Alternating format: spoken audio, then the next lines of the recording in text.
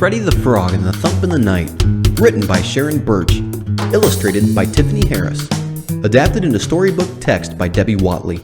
This is Freddie. Freddie loved to sing. Not the usual croaking noises that frogs make, but songs like Twinkle, twinkle, little star, how I wonder what you are. And Froggy went a-courtin', he did right, Froggy went a-courtin', he did right, Music was very alive where Freddie lived because Freddie lived on the far north side of Treble Clef Island. This map of Treble Clef Island is called a staff. Freddie and his parents lived where the top line is. They lived in a deep, tall forest filled with ferns and fireflies. Usually the forest was a great place for a frog to live, but one very hot summer no rain fell. All the tasty bugs buzzed away to find cooler places. Freddie's parents knew they had to find bugs or the family would starve.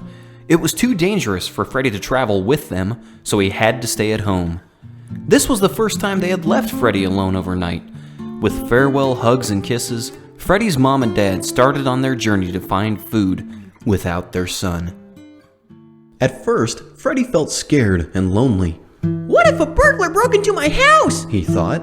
Or what if I can't figure out how to toast my toaster waffle? Or what if... Wait! I can do whatever I want! No one will tell me to take out the trash or turn down my music! Freddie grinned. This could be great! He hopped over to the stereo and pumped up the music so loud the leaves on his treehouse started to shake wildly.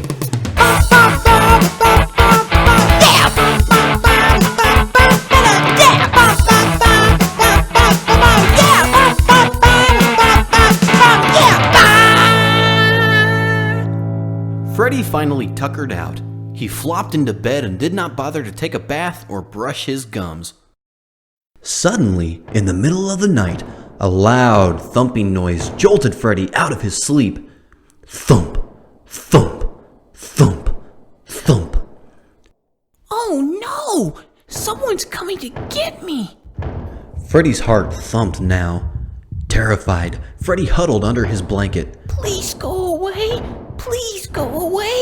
He whimpered, but it didn't. Thump, thump, thump, thump. All night it thumped. As dawn peeked through the windows, Freddie could not stand it anymore. Thump, thump, thump, thump. He felt a bit curious. He felt a little brave. Slowly, Freddie crept to the front door. The sound grew even louder when he opened the door. Thump, thump, thump, thump. What is it? Freddie wondered. The sound echoed from across the river. The Crocodile River flowed through the middle of Treble Clef Island, and frog-eating crocodiles swam in it and basked on the sandy banks. Yikes! How can I get across without becoming breakfast? He began to climb down the tree. Freddie paused and peered across the river. He had heard stories about humongous gray monsters that lived beyond Crocodile River. In the distance, he saw a gray lump moving back and forth. Freddie had heard the gray monsters could squish frogs in a single step. Just then, he saw what he had been looking for, a bridge. Made from huge logs and ropes, it swayed and creaked in the breeze. Freddie scurried down the tree. He gulped. I must be brave, he thought. The little green frog hopped to the bridge. Somehow, he got on the swinging thing. Freddie quickly grabbed hold of the rope railing to keep from bouncing into Crocodile River. Between the logs, he could see the water swirling far below him. Thump, thump, thump, thump. The bridge shook violently with every thump. Hang on, Freddie, he told himself. Freddie knew he should not look down anymore. He fixed his eyes on the other side of the river, where acres of azaleas covered the ground. As far as he could see, the pink flowers grew beside the river like a soft, rippling ribbon. As he struggled to the end of the moving bridge, the thumping grew even louder. Each terrible thump bounced Freddie off his feet. Then he saw it. An enormous monster was walking away from him on huge, thumping feet. It made the earth shake. The monster turned around. It saw Freddie. It charged at Freddie. Thump, thump, thump, thump, thump, thump, thump, thump. Freddie lost his footing. Dangling from the rope, Freddie froze in fear. The monster swung its long nose, swished it in the air, captured Freddie, and lifted him level with its beady black eyes. "Ah!" screamed Freddie. "Hey there," said the monster. "are you okay?" Don't eat me, please! Freddie pleaded. Phew, Freddie thought. his breath smells like peanuts. Why would I want to eat you? I don't eat anything that can talk, The monster said. I eat leaves and grass and peanut butter. You do? Freddie asked. Phew, I heard that you great monsters squish frogs, and I thought you'd squish me and eat me. Nah, I'm an elephant. My name is Eli. I'm Freddie. Are you sure you're not a monster? Freddie stammered and then asked indignantly. Hey, why are you making so much noise?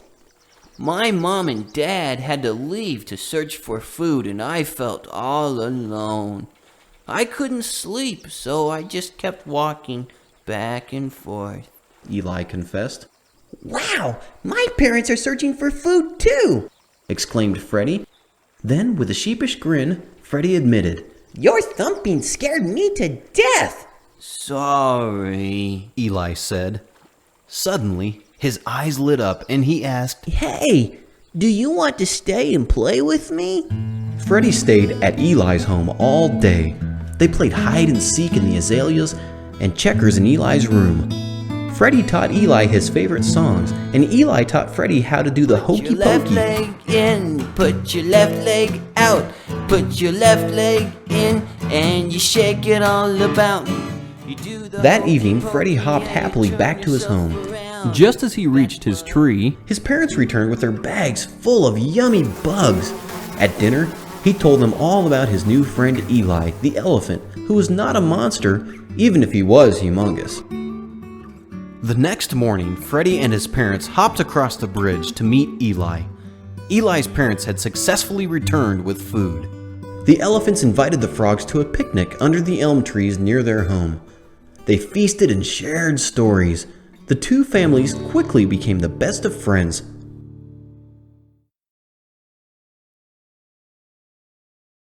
One day, Freddie was riding on top of Eli's head, gazing down at the azaleas. What are you thinking about, Freddie? Eli asked.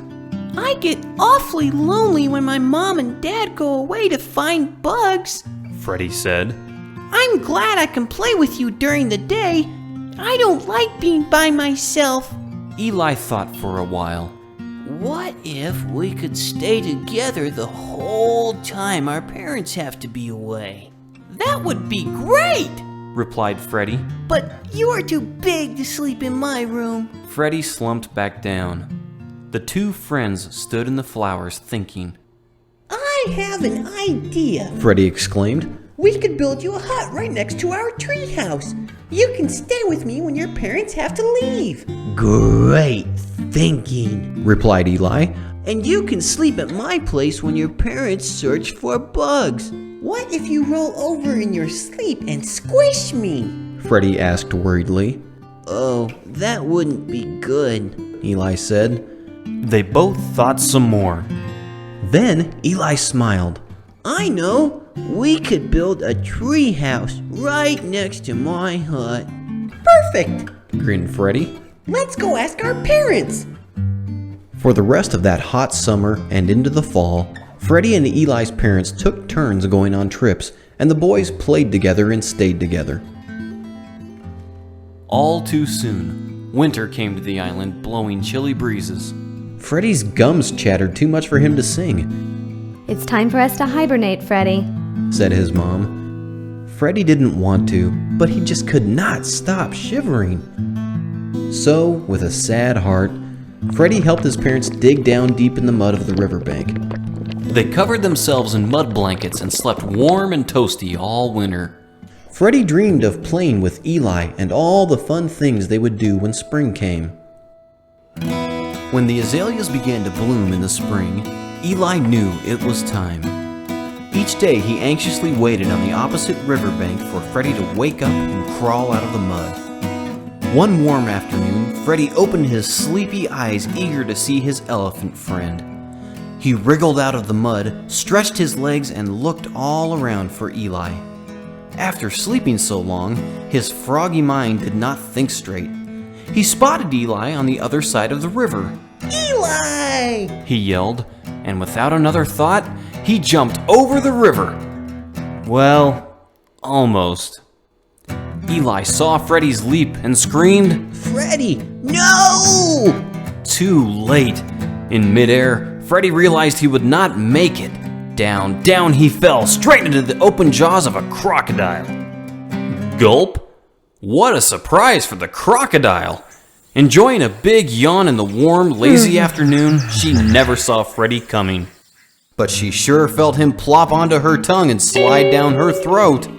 Eli thumped away as fast as he could to find help. Terrified, Freddie hopped and flopped inside the belly of the crocodile. When Eli returned with his dad to the river, there sat the crocodile with a bad case of hiccups. Eli and his father pried open her mouth with a large stick. Oh! What are you doing? Moaned the croc. She was shocked. No one had ever tried to get in her mouth before. Eli shouted, Now! And his father stomped on the crocodile's tail. Floop! Freddie shot out of the crocodile's mouth. Poor Freddie looked shaken and more green than usual, but he came out unhurt since the crocodile had swallowed him whole. What an adventure!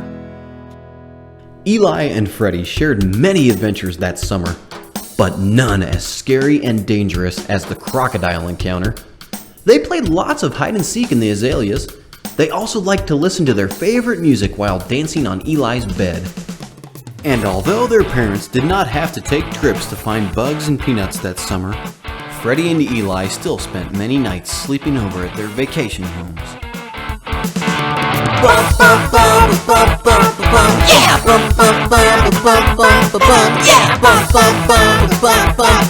Yeah!